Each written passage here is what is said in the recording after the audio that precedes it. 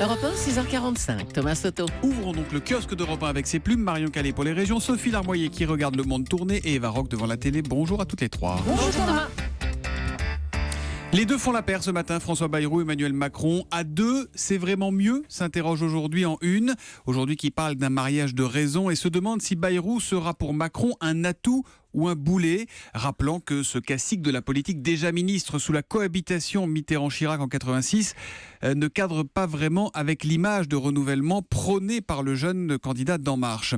Le boulet des politiques, vous le savez, ce sont souvent leurs tweets désormais. Et c'est le HuffPost qui a ressorti quelques-unes des saillies en 140 signes de François Bayrou contre son nouvel allié Emmanuel Macron. Deux exemples parmi d'autres. En septembre, je ne me reconnais pas dans ce qu'Emmanuel Macron incarne. Son projet de société est proche de celui défendu par Nicolas Sarkozy en 2007. Ou encore, quelques jours plus tard, derrière Macron, il y a des grands intérêts financiers incompatibles avec l'impartialité exigée par la fonction politique.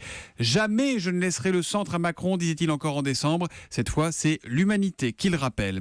Bayrou-Macron, c'est l'empire du milieu, s'amuse Libération. La Croix parle de son côté d'une alliance inédite pour le Figaro. Les choses sont claires. Bayrou joue Macron et choisit encore la gauche. Et puis en une de l'opinion, le dessinateur CAC s'amuse. Il a croqué François Bayrou et Marielle de Sarnez, sa fidèle lieutenant, en regardant un camion emportant la dernière cabine téléphonique. Et le président du Modem de dire, de toute façon, on allait bientôt être à court de salle de réunion. De la politique encore, en une de Direct Matin ou encore de 20 minutes qui titre « Réseau sans filtre ». Il n'est pas toujours facile, écrit 20 minutes, de sortir de sa bulle sur Facebook et Twitter. La raison est simple, les algorithmes sur les réseaux sociaux nous présentent des contenus en fonction de nos préférences. On ne nous montre ou on ne nous parle que de ce que l'on aime déjà. Alors peu à peu, ces algorithmes nous confinent dans un environnement fermé, coupé de toute opinion contraire. Ça s'appelle l'hyper-personnalisation. Mais l'antidote existe, nous explique 20 minutes. Il faut par exemple liker ce qu'on déteste. Exemple, si vous êtes un électeur de Marine Le Pen, vous allez liker la page Facebook de Benoît Hamon ou de Jean-Luc Mélenchon. Ou inversement, ça nourrit le débat, ça piège un peu les algorithmes et du coup, ça ouvre aussi l'esprit. La bonne nouvelle quand même, c'est que le public a pris conscience du jeu des algorithmes. On est, paraît-il, moins naïf. Alors cas pratique, si vous avez des amis qui écoutent RTL, RMC ou France Inter, dites-leur de venir nous rejoindre sur Europe 1 le matin, ils seront bien reçus. 3-1 de la presse quotidienne régionale avec vous, Marion Calais. La satisfaction des habitants de Pau après la décision de François Bayrou de ne pas se présenter, c'est dans l'éclair. C'est bien qu'il reste, dit ainsi une Paloise, qu'il reste à la mairie de Pau. La sécurisation du port militaire de Toulon à la une de Var Matin. Pénétrer dans la zone interdite à la navigation civile est désormais un délit, puni de 15 000 € d'amende. Une barrière va également être mise en place. Une barrière physique ? Une barrière physique. Alors il y aura une détection sous-marine, mais il y aura vraiment une barrière physique avec un chapelet de bouées relié par des grands câbles pour empêcher les intrusions. Enfin, à votre avis, quel est le point commun entre une robe de mariée, des poulets congelés et des bouteilles remplies d'urine ? Il y a le début du mariage et puis il y a la vie commune après, non ? Non. Eh bien, le point commun. Il est peu glamour ce gars. C'est pas très glamour non plus, c'est que ce sont des déchets qui ont été retrouvés le long de la route Centre-Europe-Atlantique, la fameuse RCEA.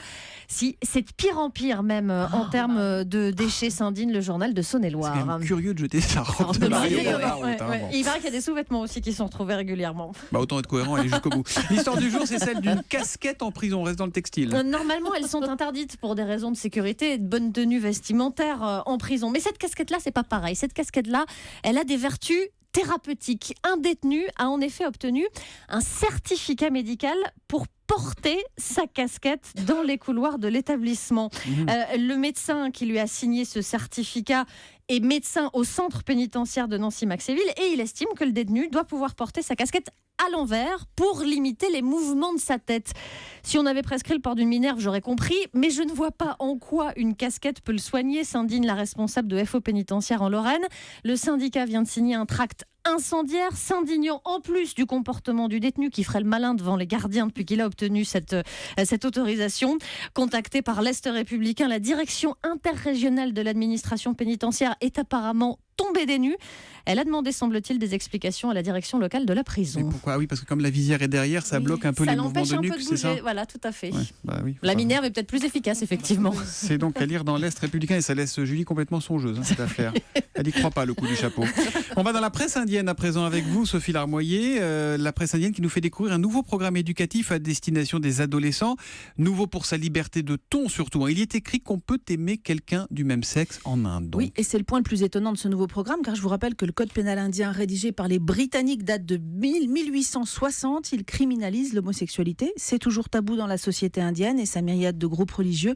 Et en plus, le gouvernement est dominé par la droite nationaliste hindoue, parfaitement bloquée sur cette question. Et pourtant, donc ça bouge. Quel est ce programme alors ? Alors, c'est une sorte de kit éducatif présenté en début de semaine par le ministère de la Santé, nous apprend le quotidien Indian Express, un kit préparé avec le Fonds des Nations Unies pour la population et qui est destiné à une armada d'enseignants pour espérer toucher pas moins de 260 millions d'ados, en particulier dans les campagnes où il y a beaucoup de questions sans réponse dans l'esprit des jeunes, explique le secrétaire d'État à la Santé.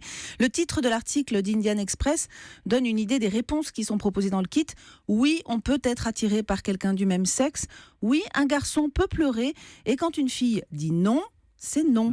Et le quotidien souligne que cette question de l'attirance homosexuelle en particulier est abordée avec une maturité inhabituelle. Ouais, quand une fille dit non, c'est non, c'était une campagne chez nous il n'y a pas longtemps, ça veut dire qu'on a aussi quelques problèmes à régler ici. Bon, au-delà de cette question de l'homosexualité, pas mal d'autres questions, Sophie, souvent tabous, sont abordées presque étonnamment franchement. Voilà, comme la contraception, pour les filles comme pour les garçons, ou la violence envers les femmes, énorme problème en Inde.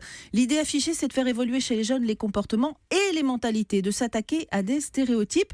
Exemple avec ce paragraphe sur le fait que, bien sûr, un garçon a le droit de pleurer pour laisser libre cours à ses sentiments. Il peut parler doucement, aimer faire la cuisine sans qu'on l'appelle poule mouillée pour autant. Idem pour une fille. Alors, dans leur définition, une fille sera affublée à tort du sobriquet de garçon manqué si elle s'habille comme un garçon, joue comme un garçon, ok, ou si elle parle beaucoup. Alors là, moi, je vois vraiment pas le rapport. C'est sûr. En tout cas, moi, si j'invite un copain à déjeuner, je cuisine et je vous garantis qu'il pleure. La folle histoire de Florence Foresti. Venez chez Picard avec moi. Je viendrai avec vous. J'y vais souvent. On pourrait s'y croiser. Vous avez goûté la petite soupe vietnamienne? Oui, non, vous l'aviez donné. Oui, vous l'aviez recommandé. Bon, la folle histoire de Florence Foresti, c'est sur C8 et les ça va. petites glaces au marron, là, ah, non génial. En petit pot. Allez-y, Varroc. Pourquoi elle me regarde comme ça depuis tout à l'heure? Elle me dit quelque chose. Ah, c'est un miroir. Bienvenue dans le monde de Florence Foresti. Alors, où les filles sont souvent moquées quand vous venez de l'entendre, qui sont jalousées aussi. Écoutez, c'est Vanessa Paradis qui en parle le mieux.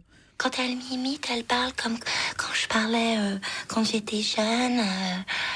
Puis bon, elle exagère forcément. Vanessa Paradis, c'est une muse, c'est merveilleux. Je veux dire, c'est son activité principale. Qu'est-ce que tu fais dans la vie? Je suis muse. Mais c'est-à-dire? Eh ben, j'inspire les hommes. Alors, la chanteuse, Elle imite bien, hein. oui, et la chanteuse Vanessa Paradis est une des témoins de ce documentaire, donc qui revient sur les 20 ans de carrière de l'humoriste. On évite heureusement le portrait chronologique pour s'attacher plutôt à des traits de caractère de Florence Foresti. Alors, elle apparaît souvent de mauvaise foi, souvent très angoissée et tout le temps perfectionniste. Le moindre détail compte, même quand il s'agit de réaliser un petit sketch avec Vanessa Paradis qui avait été diffusé au moment des Césars l'an dernier. Les deux filles se replongeaient alors dans les années 80.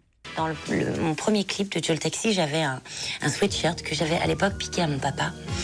Et qui est devenu un sweatshirt un petit peu emblématique puisque c'était un clip qu'on a tellement vu. Puis je l'ai pu ce sweatshirt et elle l'a refait faire pour le sketch. Mais moi, j'étais bouleversée qu'elle ait refait ça.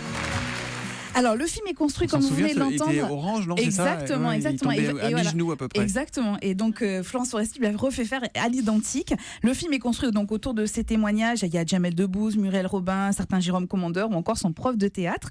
Et puis, il y a des archives étonnantes comme cette répétition. Alors, elle est sur scène. Dans la salle, il y a sa petite fille, mais qui est toute petite, qui la regarde. C'est une répétition, c'est pas un sketch. Écoutez. Maman est une femme comme les autres, voire pire, bien en dessous. Alors, il y a tout un liaïus comme ça. Alors, moi, je ne suis pas fan généralement des documentaires qui sont réalisés sans l'interview de l'artiste. Mais là, je reconnais que, il est bien rythmé, il est bien fait. Et puis, au témoignage, s'ajoutent à la fois des extraits des sketchs, évidemment, qui nous font rire. Et puis, surtout, des images de coulisses inédites. C'est très agréable à regarder. Ça s'appelle donc La folle histoire de Florence Foresti. C'est sur C8. C'est en principe à 21h. Ça dépend à quelle heure finit Cyril Hanouna. C'est plutôt souvent 21h15, 21h20. Voilà, soyez patients pour découvrir Florence Foresti ce soir. Oui, Julie? Et la réalisatrice de ce documentaire, vous pourrez l'entendre chez Thomas Joubert. Ça va mieux l'orthophonie. Je peux le refaire ou pas? C'est qu'il va pas partout. Il va pas partout. Ah dans bah le taxi. Il va pas partout.